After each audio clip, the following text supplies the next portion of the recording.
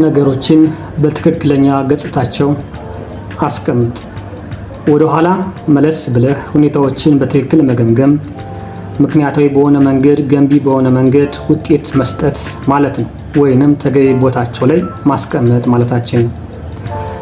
ነገሮችን በትክክለኛው ገጽታ ማስቀመጥ ማለት አንደኛ ሆነ ብለህና ግብህን መሰረት አድርገህ ለማየት መጣር ማለት ነው።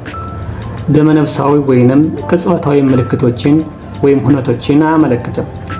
ሁለተኛ በጣም ንቁ ተግባር የሚፈልግ ጥረት የሚጠይቅ ከአንድ እይታ ብቻ ከማየት መታቀብን የሚፈልግ ስሜት፣ ሀብትና መልካም ባህሪ እንዲኖርህ በተለይ ጥያቄዎችን መጠየቅን፣ ማዳመጥን እና የሚሰጡ መልሶችን መረዳትን የሚፈልግ ነው።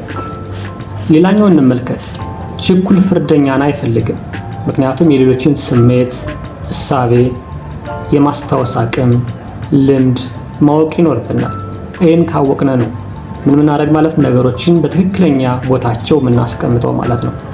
ሌላኛው ፕሮአክቲቭ መሆንም ይፈልጋል። መቆጣጠር በምትችላቸው ነገሮች ላይ ማተኮርን ብቻ ይፈልጋል ማለት ነው። ሌላኛው ቅድሚያ መስጠት ያለብህን ማወቅም ይፈልጋል። ቅድሚያ የምትሰጠው ጠቃሚ ለሆነው ነው እንጂ ለአንገብጋቢው አይደለም። ለአንተ ጥቅም የሆነው ነገር ምንድን ነው? ቤተሰብ ነው ወይ? ስራ ነው ወይ? ወይስ ሌላ ቅድሚያ የምትሰጠዋል? እሱን መለየት በጣም አስፈላጊ ነው ማለት ነው። ይህን ለማድረግ ሌላ ምን ያስፈልገናል? አክሽን ፕላን ማዘጋጀት ያስፈልገናል። ስራ ቦታ ላይ መጥፎ ቀን ብታሳልፍ ለምሳሌ ምን ልታደርግ ትችላለህ?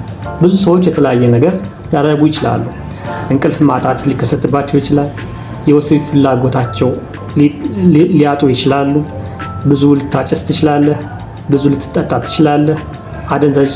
አደንዛዥ ልትጠቀም ትችላለህ። ቁጣ ሊልህ ይችላል። ድብርት፣ ጭንቀት ሊፈጥርብህ ይችላል። ይህ ግን ነገሮችን በተሳሳተ መንገድ ከመረዳት የሚመጣ ነው። ምክንያቱም የምትሰራው ለመኖር ነው እንጂ የምትኖረው ለመስራት ብቻ አይደለም። ይህንን ካወክ ደግሞ ነገሮች በህይወታቸው ማስቀመጥ መቻል ተገቢ ነው። የትኛውን ቅድሚያ መስጠት አለብኝ የሚለውን መለየት፣ የስራም ቢበላሽም ባይበላሽም አንተ ወደ መጥፎ ነገር አይከትም ማለት ነው። ቅድሚያ ይሄ ነው፣ ቅድሚያ ይሄኛው ነው፣ ቅድሚያ ይሄኛው ነው የሚል ዝርዝር ነገር ስለምታስቀምጥ፣ ለምሳሌ ቅድሚያ ለቤተሰብ ልትሰጥ ትችላለህ። ቅድሚያ ከልጆች ጋር ልታሳልፍ ትችላለህ። ቀጥለ ደግሞ ወደ ስራ ሄደህ ለአንተ ስኬት የመጡ ነገሮች ልትከውን ትችላለህ። ከዛ ቀጥለ ደግሞ ማሳለፍ ካለብህ ሰዎች ጋር፣ መገናኘት ካለብህ ሰዎች ጋር ልትገናኝ ትችላለህ።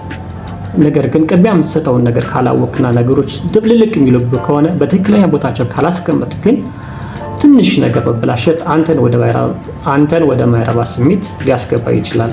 ስለዚህ ነገሮችን በቦታቸው በትክክለኛ ቦታቸው ማስቀመጥ ማለት ይሄ ነው።